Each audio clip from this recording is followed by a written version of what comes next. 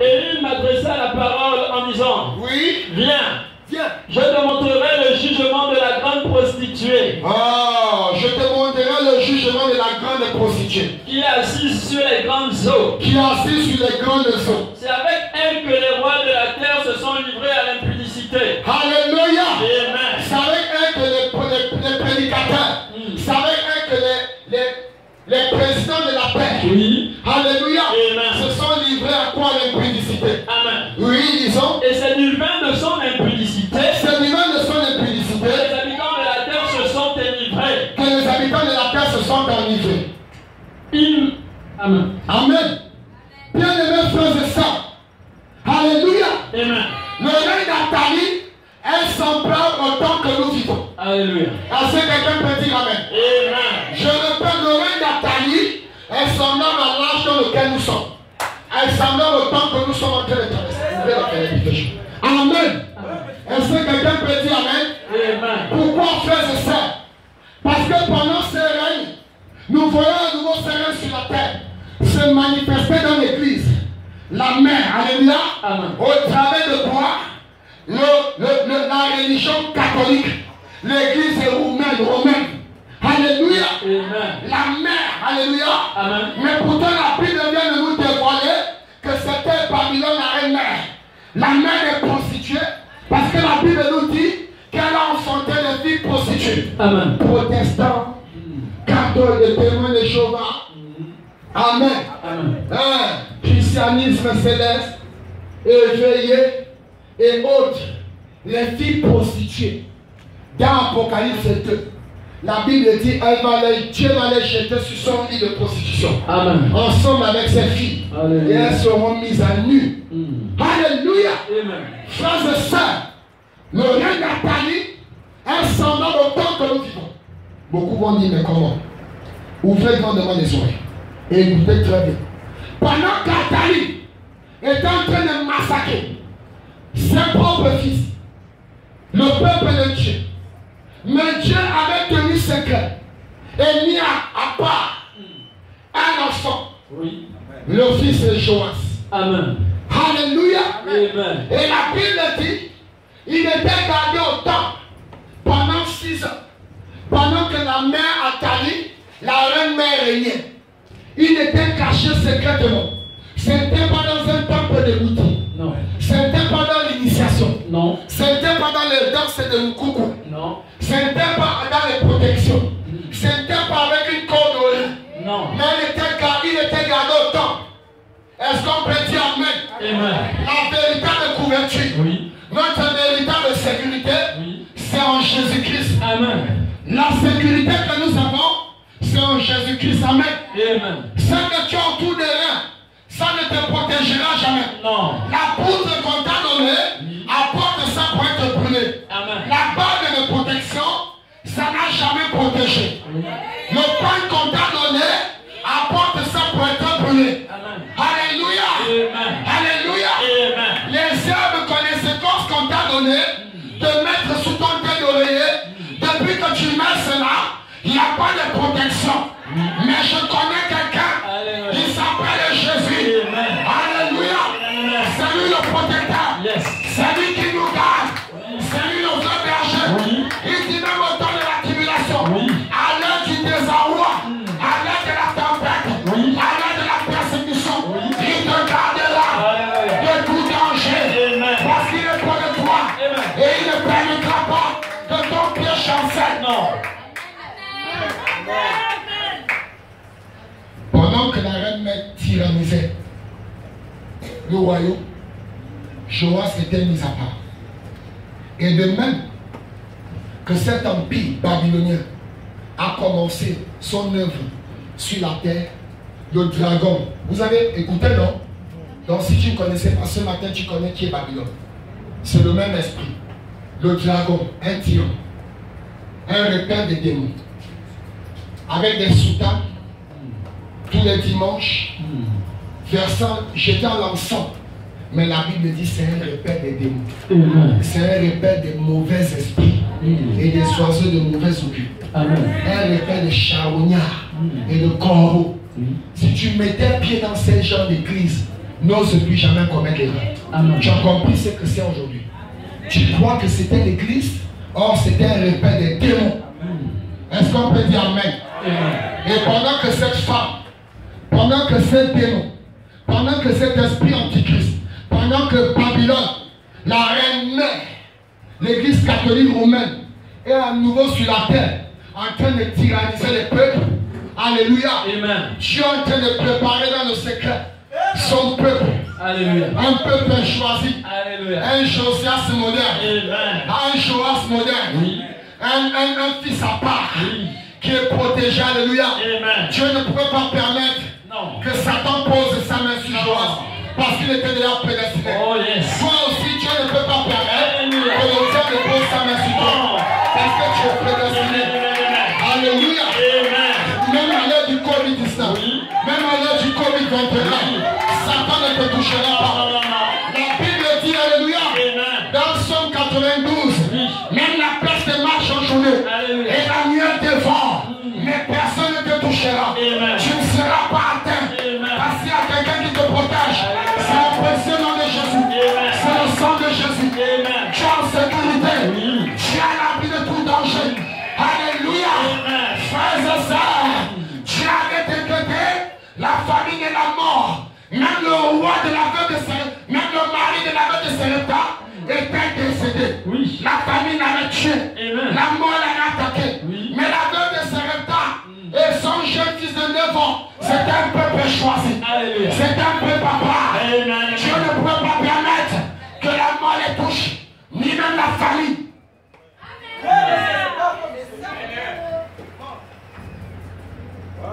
Pendant que cet empire est en train de tyranniser la terre, frères et sœurs, au travers de la fausse doctrine, au travers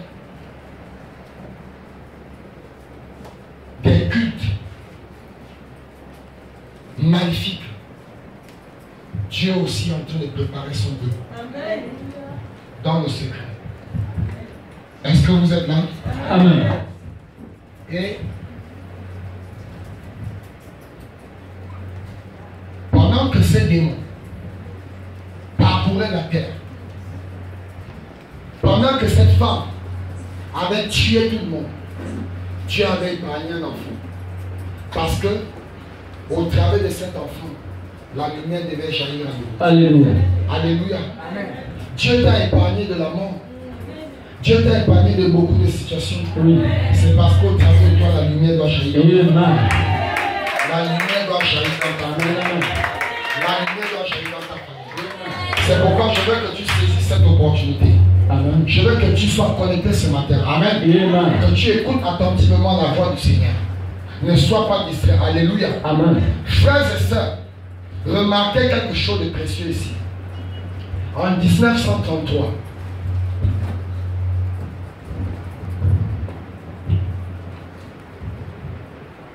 le prophète Malachi 4, William Marion Branham, fait une succession de 7 visions.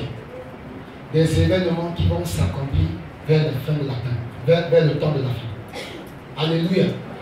C'est une vision d'une succession de 7 visions. 7 visions prophétiques. Amen. Qui devaient s'accomplir pendant le règne de Babylone, vers le temps de la fin. Amen. Et la première vision, c'était quoi? Il y a un homme puissant qui devait se lever et qui devait persécuter l'Éthiopie et envahir l'Éthiopie. Amen. Amen. Alléluia. Amen. La première vision. Un homme qui devait se lever. Alléluia. Amen. Amen. Et qui devait prendre en captivité l'Éthiopie. Mussolini. Amen. Alléluia. Est-ce que vous êtes ici? Amen. Amen. Amen. Oui, frère. Nous sommes en train de vivre le même temps qui s'est passé au règne d'Athalie. Alléluia. Amen. C'est un dictateur. Le même esprit. L'esprit de la domination. L'esprit antichrist. Alléluia. Et il a dominé. Il a régné jusqu'à réduire à néant l'Éthiopie. Pris en captivité l'Éthiopie. Tout un empire. Mais sa mort était une mort étrange. Une mort honteuse.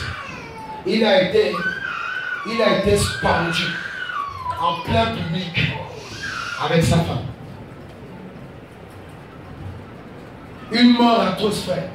Je vous dis que cet empire a une fin atroce. C'est pourquoi je me réjouis d'avoir cru au message. Parce que je connais la fin de Satan. Je dis, je connais la fin de Satan. Amen. Chaque véritable enfant de Dieu n'a même pas le droit d'avoir peur de Satan.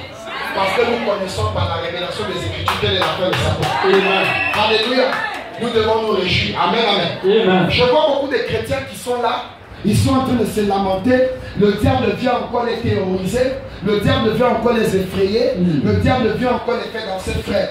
C'est parce que vous ne connaissez pas votre position. Amen. Si vous connaissez votre position, alléluia. Si vous connaissez le message, alléluia. Si vous connaissez le message de votre temps, frère, vous allez vous tenir debout avec les épaules carrées. Alléluia. Et vous allez dire à Satan, tu es un petit.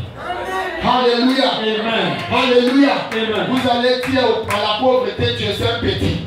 Vous allez dire au chômage, tu ne peux rien. Vous allez dire aux pauvres sorciers que vous ne pouvez pas. Alléluia. Amen. Parce que je sais où je me tiens. Amen. Amen. Alors, ce dictateur, c'était la première prophétie. Benito Mussolini. Amen. Et la prophétie s'est accomplie parce que cet homme était un dictateur et il avait envahi l'Éthiopie. Mais sa mort était une mort atroce. Il a été pendu, une mort misérable, en plein public. Comme là, vous voyez là, au rond-point du 12 là, son corps a été suspendu là-bas avec celui de sa femme. Une mort honteuse. La deuxième prophétie, alléluia, c'était un autre tyran. Vous voyez là, la qualification, un tyran, un véritable fils de Satan. Alléluia. Amen. Adolf Hitler. Alléluia. Nous connaissons tous, n'est-ce pas? Soyez connectés, frère. Oui. C'est un enseignement ce matin. Alléluia. Amen. Adolf Hitler. Oui, un tyran qui a tyrannisé. N'étant pas d'origine allemande. Alléluia. Oui, frère. Ce n'était pas un Allemand de race pure. Amen. Mais il a su s'infiltrer et s'imposer en Allemagne. Alléluia. Jusqu'à être le grand chancelier. Amen. Et la prophétie disait que cet homme devait entraîner le monde entier dans une deuxième guerre mondiale. Et la prophétie s'est accomplie. Amen. Nous sommes tous au courant, n'est-ce pas?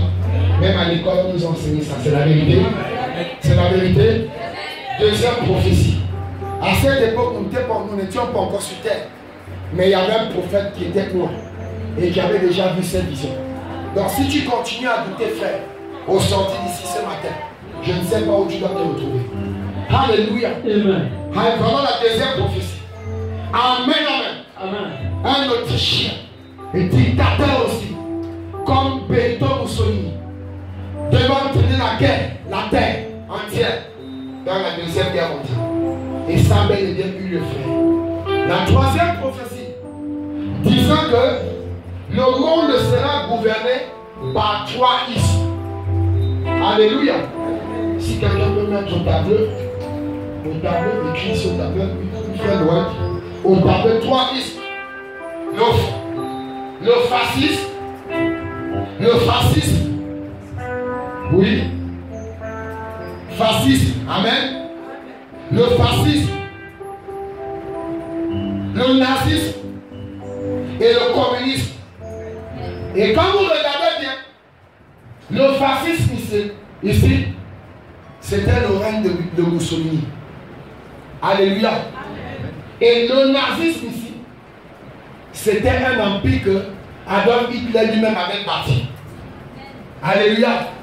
Les nazis allemands. Amen. Vous vous souvenez? Les nazis allemands. Amen, amen, amen. Et le troisième isme devait être le communisme, la Russie. Amen. Peut-être que quand tu te mets à la télé, c'est pour regarder seulement le journal au hasard. Voilà le troisième isme. Il y a un premier isme qui a déjà régné. il y a un second isme qui arrive. Là, il y a un troisième isme qui est point d'interrogation. Et ce troisième isme, c'est le communisme. Et remarquez, nous parlons aujourd'hui du communisme chinois. On nous parle du communisme chinois. Les athéistes, l'esprit antichrist. Et ce communisme-là, vous savez ce qu'ils font? Ils terrorisent les véritables chrétiens en Chine. Ils les pourchassent jusque dans les maisons. William Branham dit, ce même esprit babylonien, c'est le même esprit qui régnait au temps de Jésus. Amen. Les Romains, ils fouillaient, ils cherchaient les chrétiens, même dans les maisons pour les tuer.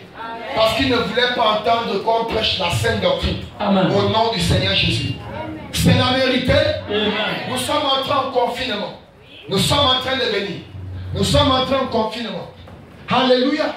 Et ils se sont levés pour empêcher l'église de Jésus de marcher. Amen. Alléluia. Amen. Frères et sœurs, William Branham dit, il va arriver une époque où nous allons fonctionner comme au temps des apôtres, où il n'y aura plus d'église ouverte. Ce sera à nouveau les cultes de maison. Amen. Je répète, ce sera à nouveau les cultes de maison. Parce qu'on va poster les gardes, les soldats, les militaires devant chaque église. Amen. Pour empêcher que les églises ouvrent. Amen. Si tu n'es pas encore prêt, si tu ne te prépares pas maintenant, il te sera difficile de réussir. Je dis, si tu ne te prépares pas maintenant, il te sera difficile de résister. Il te sera difficile de t'en sortir. Parce que c'est ce qui va se produire. Alléluia. C'est pourquoi, frères et sœurs, les 40 premiers jours de l'enlèvement, l'épouse de Christ est encore sur la terre. Mais nous sommes dans les maisons, en train de manifester le troisième pôle. Amen. La création de Dieu. Alléluia. Alléluia. Amen. Par la parole parle, on prononcera la chose et la chose viendra à l'existence. Parce que pour aller acheter chez le boutiquier, il faudra la marque de la bête. Pour aller au travail, il faudra la marque de la bête. Pour entrer dans un marché, il faudra la marque de la bête. D'ailleurs, cette marque de la bête, le processus est déjà enclenché. Est-ce que l'épouse de Dieu ne voit pas cela? Nous sommes à quel empire? Ce n'est pas l'empire romain, c'est Babylone, la mère prostituée. Voilà le règne d'Athalie, alléluia. Que nous sommes à nouveau en train de vivre sur la terre. Alléluia. Amen, amen, amen. Ils vont chercher quoi? Le rassemblement écuménique, la réunification des églises. Si tu n'es pas catholique, tu n'as plus le droit de prêcher. Amen. Si tu n'es pas catholique, on ne veut plus t'entendre adorer. C'est pourquoi nous allons nous rabattre à la maison. Mais quand nous allons nous rabattre à la maison, ils croiront qu'ils ont réussi à avoir l'épouse. Mais William Branham dit, quand nous allons nous rabattre à la maison, c'est pour manifester la phase finale de Marc 16. Alléluia. C'est pour manifester la marque, l'étape finale de Marc 16. C'est quoi Marc 16? Quand vous lisez au verset 20, la Bible dit quoi? Et Jésus accompagnait les disciples par la parole qu'il prêchait au travers de quoi? Des miracles, des signes, des prodiges, de la création, de la puissance, du Saint-Esprit manifesté dans l'épouse, la création. On n'aura plus besoin d'aller au marché de sa vie. Tu prononces le niembois descend. On n'aura plus besoin d'aller en pharmacie. D'ailleurs, l'épouse ne peut plus être malade parce qu'elle a déjà un corps qui est préparé. Et la maladie ne peut plus toucher le corps de l'épouse. À cette étape-là, l'épouse s'apprête pour l'enlèvement. Mais avant d'être enlevé, l'argent doit d'abord connaître, la tête doit d'abord voir. L'épouse de Jésus manifestait quoi? La création. La création. La création. La création. Et cette création, ce sera quoi? Plus d'aller chez le malien, plus d'aller à l'hôpital, plus d'aller même à l'église, plus d'aller au marché, plus d'aller à l'école. La chose sera là. La chose sera là. Au travers de quoi? Du Saint-Esprit.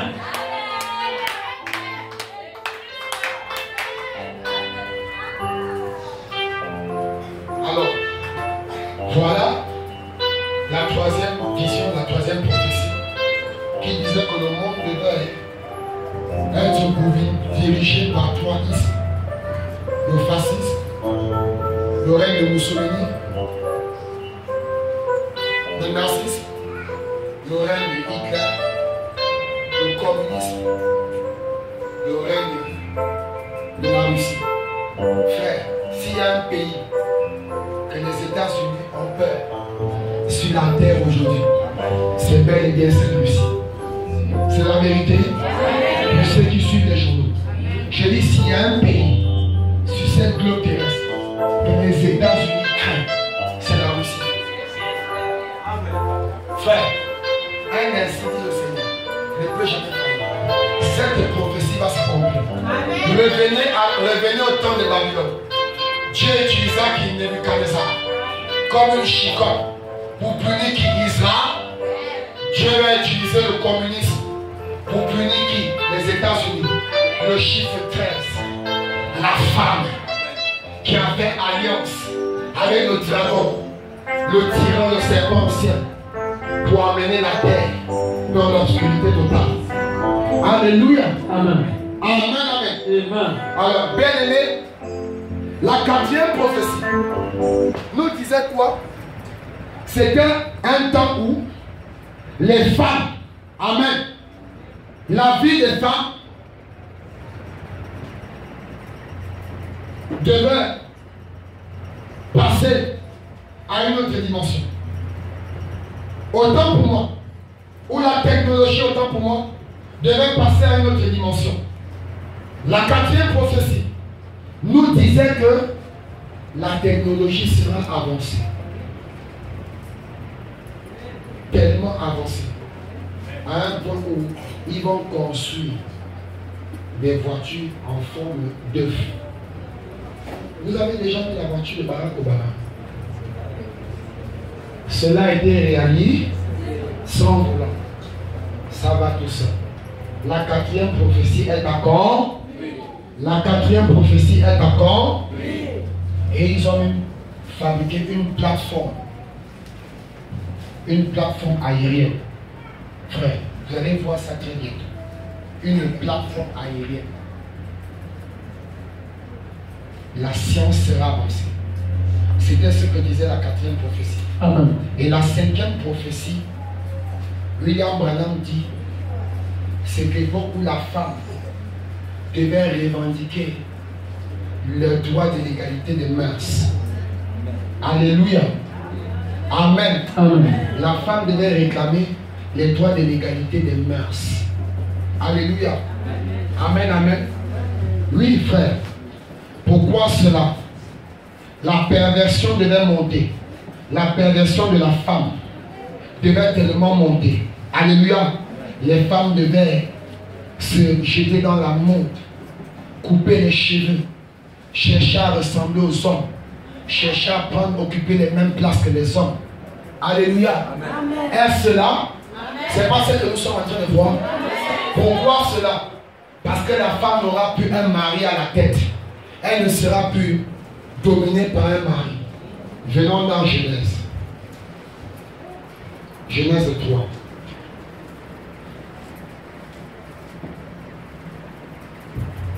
Genèse 3.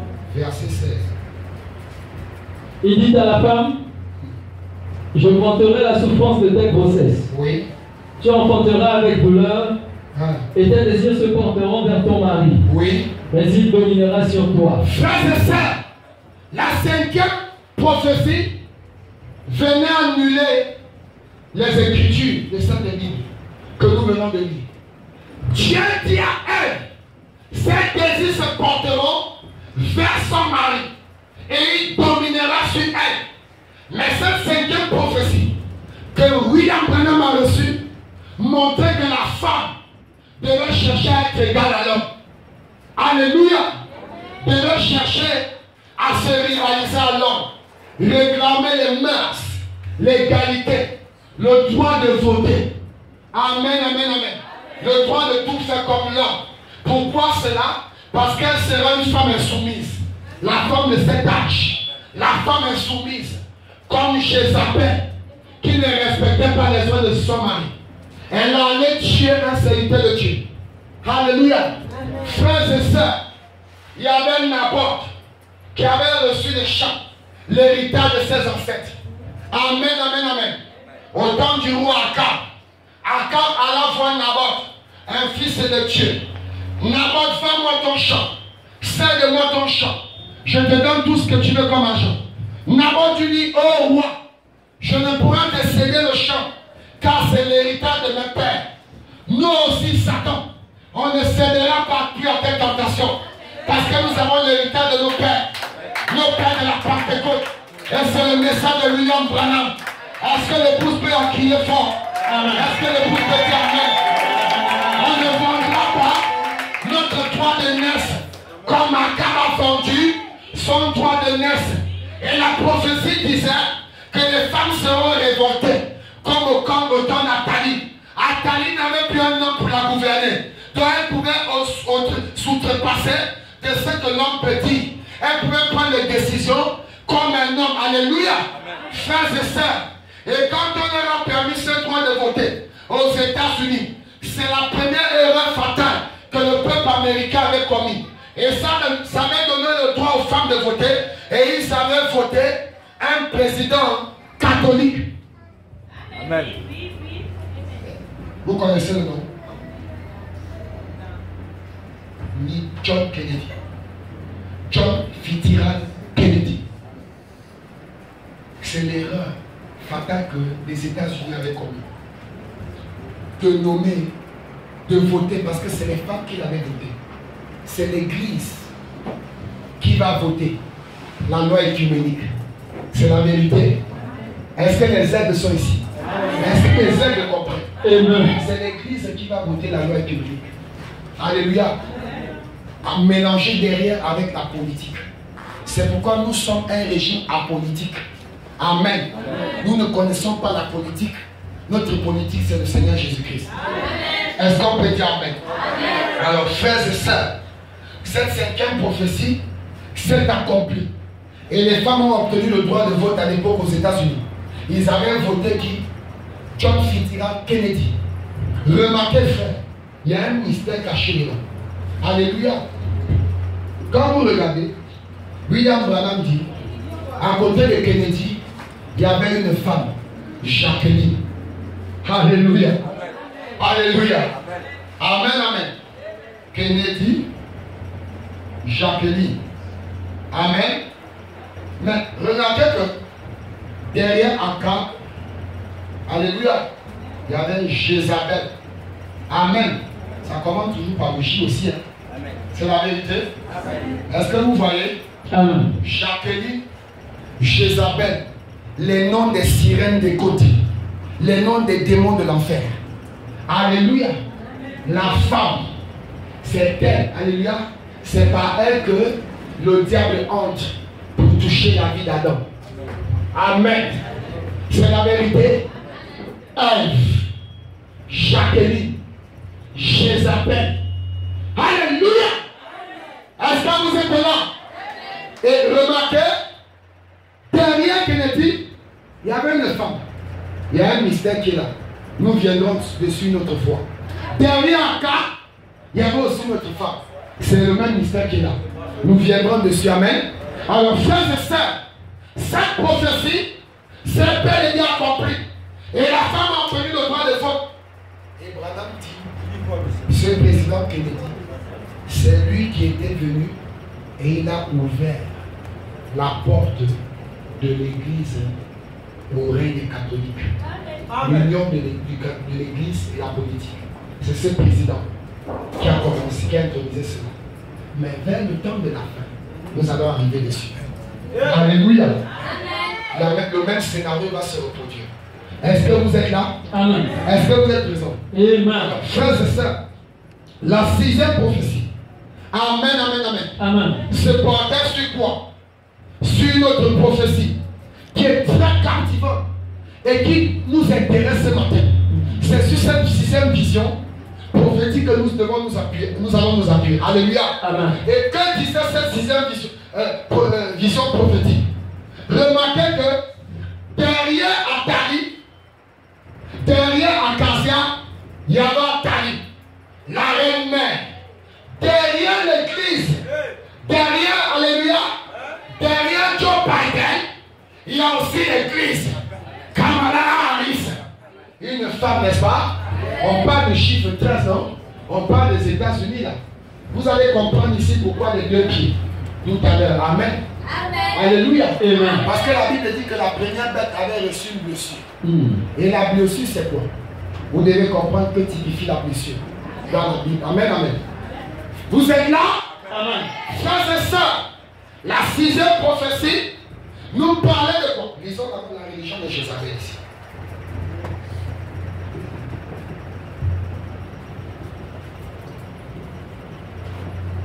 Voilà cette 5e prophétie qui est accomplie. Les femmes en train de se livrer aux actes immoraux. La femme en train de gouverner. Mais je ne sais pas si depuis que je suis en train de prêcher, vous êtes en train de faire un parallèle entre les États-Unis et le Gabon. Est-ce que vous faites un parallèle? Soyez connectés et demandez à Dieu de vous votre entendement. Il y a beaucoup de choses qui sont là que vous allez découvrir, qui étaient cachées, mais cela vous sera révélé ce matin. Est-ce que vous êtes là? Lisons la religion de Jézabel. Verset le 19 03 1961. Oui. 44 à 45. Quelque temps après, le gouvernement a cautionné le péché. Qu'est-ce que ça change tant que l'on a une synagogue? Oui. C'est exactement ce que l'Amérique a fait. Oui. Et nous commençons à nous mettre ensemble pour nous organiser. Oui. Et à former de petits groupes. Nous devenons de plus en plus pécheurs. Nous devenons de plus en plus pécheurs.